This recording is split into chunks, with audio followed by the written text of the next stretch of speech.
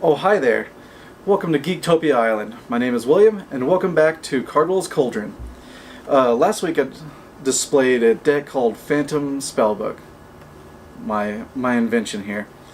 It was a black-blue cycle deck, and in Friday Night Magic, I was actually undefeated up until the top two, where I lost to a Jeskai Approach of the Sun deck. So that was the first time I ran against control, so I know what to do with the deck. Here, this week, of course, for Friday, I have a deck called Mortal's Curse. It's of course, it's a Mardu Brew control deck. Now, for the only creature in the deck, Accursed Witch.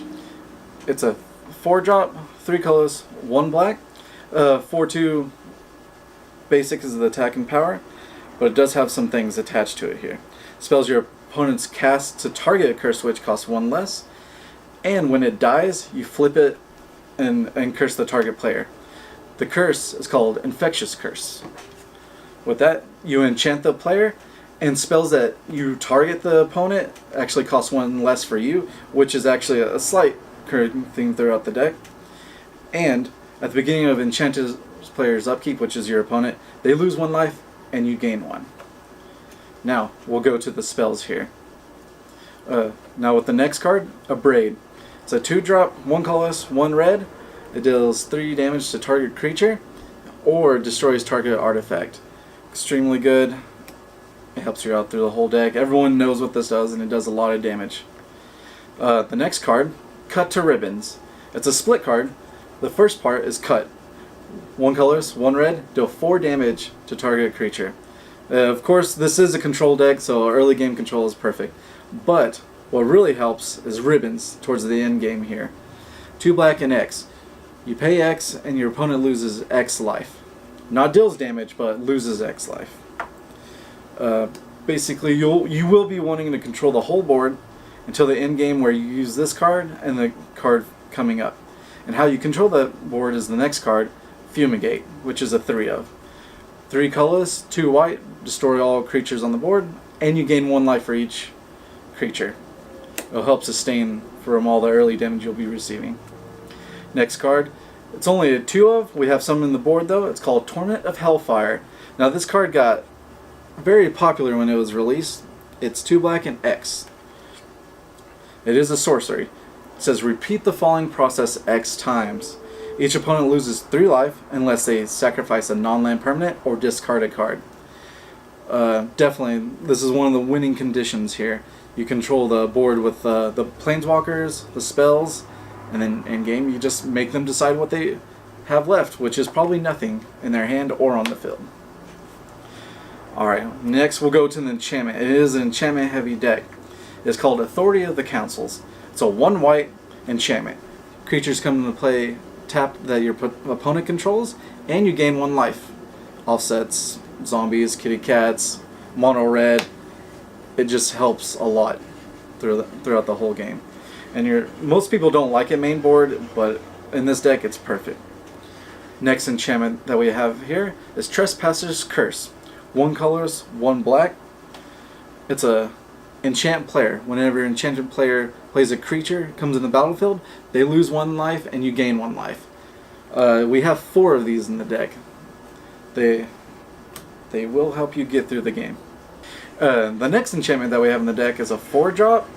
It's called Torment of Scarabs. 3 colors, 1 black, or a curse. Enchant player. At the beginning of enchanted player's upkeep, that player loses 3 life unless he or she sacrifices a non-land permanent or discards a card. As you can tell, it's the same thing as Torment of Hailfire, but every upkeep. It's pretty good. 4 turn, it's a little steep, but while you're controlling the board, 4 turn is not that big for you. Last but not least, the last enchantment of the deck. It's Oath of Liliana. 2 colorless, 1 black. Legendary enchantment. When it comes into play, opponent sacrifices a creature. So it's a good control card against mid-range decks, early decks of course. And at the beginning of your each instep actually, if you play a planeswalker this turn, you get a 2/2 zombie. So the planeswalkers in here, of course, which as you'll see, will help out a lot. Now, to help out with Oath of Liliana, we do have a slew of planeswalkers for you. Now, they do have a lot of text on them, so we're going to go ahead and present them, of course, like the rest of the cards right here. And if we go too fast, just go ahead and please and pause and read them. Thank you very much. Now, the first planeswalker we have is Gideon, ally of Zendikar. He is 2 colors, 2 white, very powerful, comes in with 4 loyalty, and we have 3 of those. So, turn 3, you play Oath, turn 4, we have a Gideon. You have 2 2/2s on the battlefield to be able to protect your future planeswalkers and you as well. And turn 5, you should be able to fully control the board by that point. The next planeswalker we have is Nahiri, the Harbinger. 2 colors, 1 red, 1 white. She also comes with 4 loyalty. She's mainly your draw engine, pretty much, to get through, get all your good control cards. But of course her -2 is just so strong right now. If they have a cast out for your Gideon or your other planeswalkers, you can go ahead and bring them back, or just exile that tapped creature out of there. It gets rid of gods, of course, so you don't have to worry about those bad boys. The next planeswalker I only have a 1 of is Chandra, Torture Defiance. 2 colorless, 2 red. She as well comes with 4 loyalty. She's very powerful in this deck. I only actually own 1 of her because she's spiked up because of mono red. She's still great. So turn 6, I can play her, do her +1 ability to add 2 red mana, and actually bring out Gideon and Nahiri, one of those 2. And with her Oath of Liliana, you actually get 2 2/2 zombies to go along with that. Extremely powerful. The next and last planeswalker is Sorin, Grim Nemesis. Most people have forgot about this guy. 4 colors, 1 black, 1 white. He rounds out and he's a game winner. If you're able to control the board, just give him that +1 ability that you see right here, and they lose a life for all the high casting stuff that you have. With that rounds out the main deck. I'll go ahead and get to the lands here for you. We'll go ahead and start out with the basic lands that we have. We have 3 swamps, 3 plains, and 2 mountains. We do have 2 evolving wilds as well, to go ahead and grab those if you need. There is a lot of double black and a few double white in here, and I do believe only 1 double red, so you should be safe with this. We have 4 Foreboding Ruins. Now you have to reveal a swamp or a mountain to make it come into play untapped. With this, when I built this deck, I don't have any of the cycle lands, which you'd probably throw in them to make these cards a lot better for you.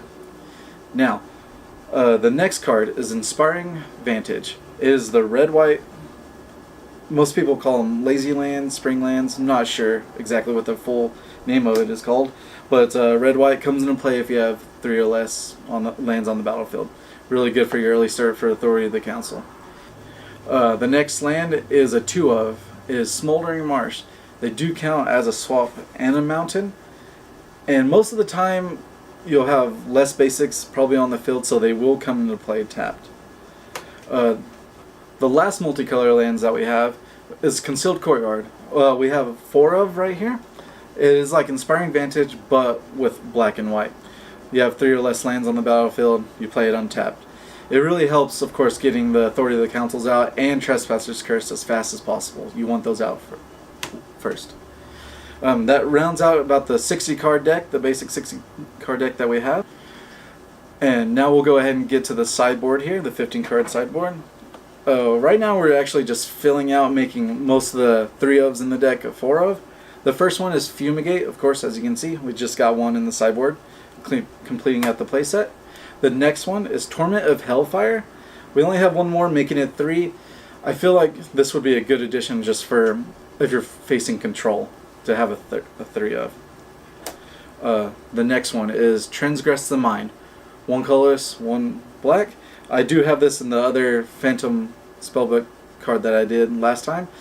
It's a great black sideboard card. Get rid of all the big dudes against mid-range and control. Fantastic.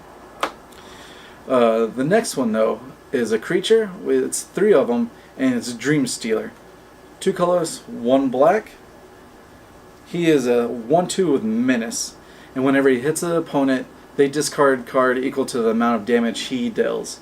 I feel like I haven't got to test this guy yet, but I bet against control, if you're able to get it before they have a counter or a kill spell, then you should be able to hopefully clear their hand real quick for you, so you can be able to control the rest of the game. Now the next two sideboard cards that I have, I'm not really quite sure if they're going to work, but I'll let you know if they do. It's Scavenger Grounds. It's the land that exiles the rest of the graveyards. Pay 2, sacrifice a desert, which will probably be this one or the other one that you have in sideboard. It's good against mono red and zombies as well. We'll see if I'll let you know if it works if I come across it. Next up in the sideboard card is Obnixilis Reignited. We have 2 of them. He's a 3-drop, 2 black. Of course, you can read him here, right here, and see what he does. He's extremely good against control. Kills their 1 creature that they have, and it lets you hopefully outdraw them by the end of the game. The last 3 in the sideboard is extremely good for any situation that you have, and with enchantments that you already control, you should be able to have enough life to do this with no worries. Is Anguish Unmaking. 1 colorless, 1 white, 1 black.